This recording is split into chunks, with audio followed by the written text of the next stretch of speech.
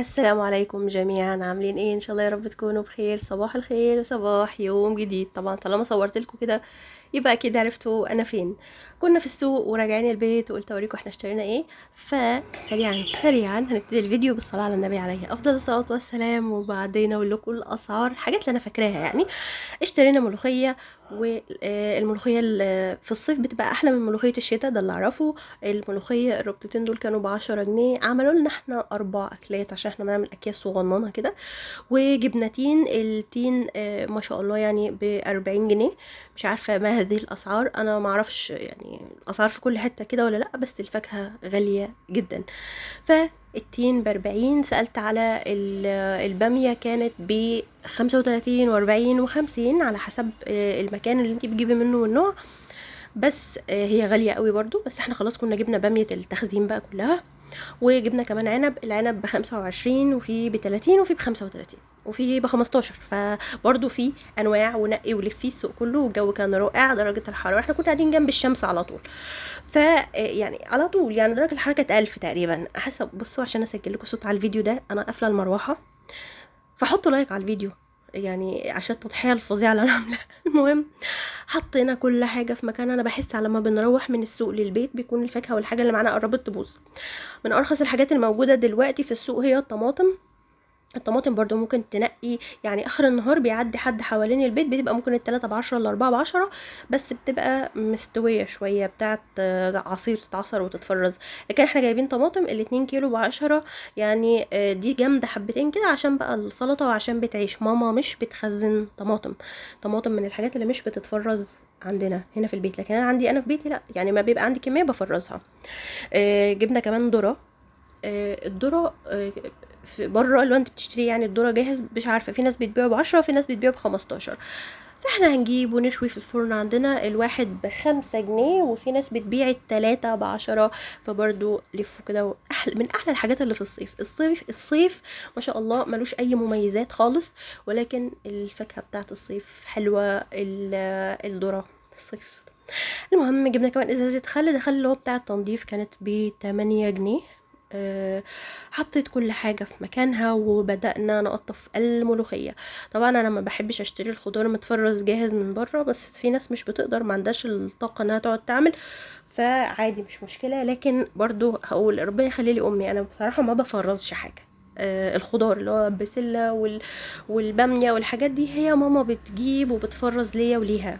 فباخد منها الحاجات جاهزة، خصوصا انا ما عنديش ديب فريزر فمش بخزن. الملوخية قطعناها كلها كده، هي كانت هبطت شويتين من الحر. فلما بقى بتتحط في المية، وطبعا بنغسلها كويس وبنغير عليها كذا مرة المية وتتنقع شوية، وبعد كده بتتصفى وتتفرد على حاجة علشان تنشف. وبعدين ماما من الاولد سكول او المدرسة التقليدية في تخليط الملوخية، اللي هو ولا بالكبة ولا تحطها في كيس ولا حاجة. هي بقى بتجيب صينية حلوة كده وطبليتنا كده، وتقعد بقى بالمخرطة. وانا طبعا ما بعرفش اخرط حاجة عشان ايدي.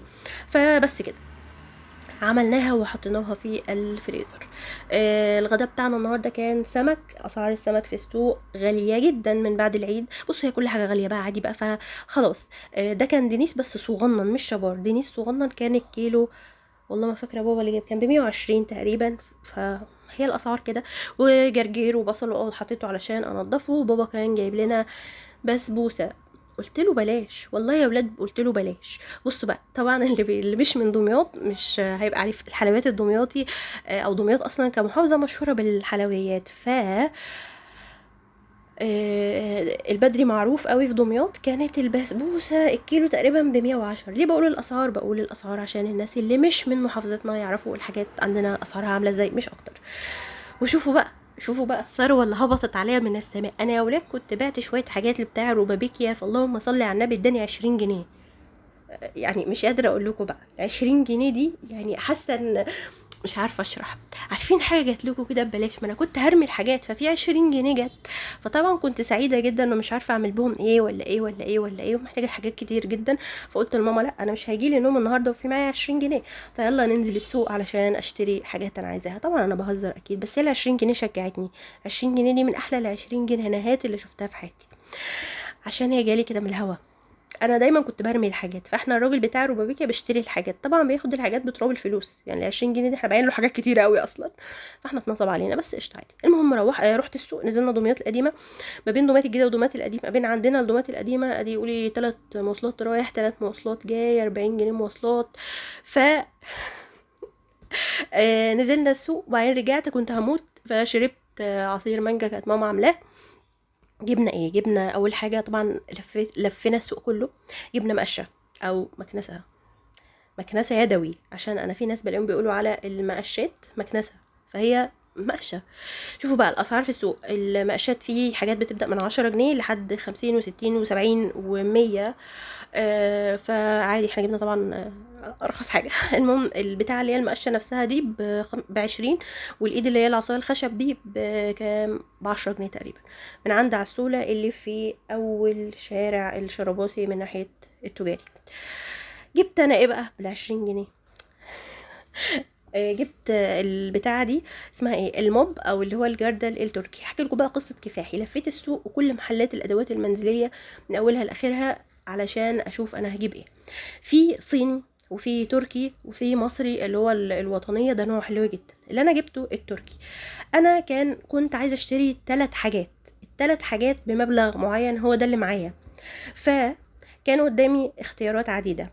ان انا اجيب مثلا اللي هو الجردل او الموب اللي هو الخلود مثلا سعره ب700 وب800، يبقى انا كده مش هجيب الثلاث حاجات اللي انا عايزاهم، يبقى انا كده هجيب الجردل وبس. فقلت لقيت ده التركي سعره 295 جنيه. هعمل لكم عنه ريفيو لما استخدمه كده، بس هو سريعا سريعا عشان لو حد عايز يجيب. اول حاجه ما تشتريش الصيني خالص، لان انا لفيت السوق كله الصيني الجوده بتاعته وحشه فوق ما تتخيلوا، والفرق بين الصيني والتركي في السعر كان 35 جنيه بس، فطبعا التركي احسن. نيجي بقى لبتاع الخلود، هو رقم 1، هو احسن حاجه. الوطنيه تحفه، البلاستيك بتاعه حلو جدا. البتاعه دي القطعه اللي هي اللي بننضف بيها دي معاها غيار كمان غير ده، دي مشكلتها ان في قطعه واحده بس ملهاش غيار. لكن الوطنيه هو اكبر حجم فيهم، يعني هو اكبر حجم في الاحجام كلها، سواء التركي او اللي هو بتاع الخلود ده او الصيني، هو الوطنيه اكبر حجم. طيب انا ليه ما جبتش الوطنيه؟ لان الفرق بين الوطنيه والتركي لقيته داخل في حوالي 200 جنيه. فانا بعد ما لفيت السوق كله قررت اني هجيب التركي. اولا هو حجمه صغير، وانا بالنسبه لي الحجم مش مشكله، لانه عادي هملى ميه في الناحيه دي والميه في الناحيه التانية، هيكفي معايا الشقه جدا. وطبعا لما استخدمه لما نروح كده وننضف مع بعض هقول لكم بقى بتركب ازاي وكل الحاجات وعجبني ولا ما عجبنيش. فخلي بالك عشان في اصلي وفي تقليد، ولفي كده ودوري واسالي، لان ما فيش حاجه رخيصه، الحاجات كلها غاليه جدا جدا جدا. فطبيعي ان انا لما اروح اشتري حاجه بمبلغ لازم ابقى متاكد، مش عارفه اجيبها كل يوم. ف الى الان انا شايفه ان خامته كويسه، لسه ما جربتوش في التنظيف لان لسه ما روحتش، بس هنجرب مع بعض لما اروح. اللي في الصوره ده قدامكم كان بتاع الوطنيه في نوع اللي هو مكتوب عليه تورنيدو الوطنيه. انا فتحت كله عند المحلات اللي لفتها. الوطنيه خامته حلوه جدا، مقرب على ال 500 جنيه، لو عايزه تجيبيه هاتيه. التركي كان ب 295، فزي ما قلت لكم الفرق 200 جنيه. انا ال 200 جنيه الفرق حطيتهم في حاجه تانية، جبت حاجه تانية انا كنت محتاجاها. انا جبت الموب ده والمقشه والمقشه الماما مش ليا، وجبت حاجتين كمان، بس الحاجتين التانيين هوريهولكم لما اروح البيت عشان هنفرشهم مع بعض. جينا بقى في اخر اليوم عملنا الذره اللي ماما كانت جايباه، وقعدنا اتفرجنا على الماتش بتاع الاهلي والزمالك. انا اشجع الاهلي، ولكن فيا طبع غريب عجيب ان انا دايما بيصعب عليا الفريق الخسران ايا كان اللي بيلعب مين، بس انا لما بيجي يعني ببقى عايزه الفريق، عارفين، ببقى عايزه الفريقين يكسبوا، مش عايزه حد يروح زعلان، يعني عارفين الاحساس ده. فهو الماتش كان حلو. انا ماليش في الكوره قد كده، من زمان يعني. انا قبل كان حصل حادث كده في ماتش في بورسعيد بين الاهلي والمصري، من ايامها وانا ما بحبش اتابع ماتشات الكوره. بس تمام عادي، هي تسليه، انا ما بحبش التعصب في اي حاجه، يعني اللي يكسب يكسب واللي يخسر يخسر. احنا كمتابعين ومتفرجين مش هنروح ناخد المكسب مع الكسبان، ولا هنروح بيوتنا خسرانين مع الخسران. عادي يا جماعه، اتبسطوا، واللي يكسب يكسب واللي يخسر يخسر، وتضييع وقت وخلاص. المهم خلصنا الماتش، وبعدين قالوا بقى احنا اهلاويه فكسبانين، يلا ما نحتفل.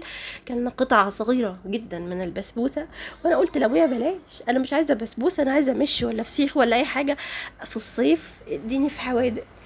انا اليومين دول درجه الحراره كنت قرات يعني ان درجه الحراره من الجمعه وطالع هتبقى خلاص بقى، خلاص اللهم لا اعتراض. فالحمد لله على كل حال. قلت اني معاكم الفيديو بالبسبوسه بتاعتي ايه، مش انا اللي عاملاها يعني. المهم ايه، انا لا افقه شيء في الحلويات، انا اخري بعمل رز بلبن حلو بس كده. المهم كنت قعدت كام يوم اللي هقعدهم وروحت. بس طبعا انا بسجل لكم صوت على الفيديو ده اللي هو يوم الجمعه، مش عارفه انزله لكم الجمعه ولا لا. حاسه ان الايام عندي دخلت في بعض، ما عدتش بعرف الايام من بعضها، او ما عدتش عارفه احنا امتى اصلا. فتمام. كنا بننزل نتمشى شويه. انا كنت ناويه قبل ما اجي ان انا اخلي انا استغل ان المساحات هنا فاضيه وهنزل اتمشى. بس عايزه اقول لكم فكره الخروج بره البيت في شهر 7 او شهر 8 بالنسبه لي فكره مؤلمه ومؤذيه نفسيا. انا ما بحبش الصيف، انا من اعداء الصيف. مش عارفه اللي بيحبوا ليه بصراحه. فتمام مش مشكله. المهم يعني ان انا كنت فرحانه ان انا جبت الموب او الجردل اللي انا جبته ده. حاسه ان هو يسهل عليا التنظيف احسن بكتير من الشرشوبه، لان الشرشوبه اتبهدلت وبحس انها بتلملي الحاجات من هنا لهنا. فبس كده، ده كان اليوم بتاعي.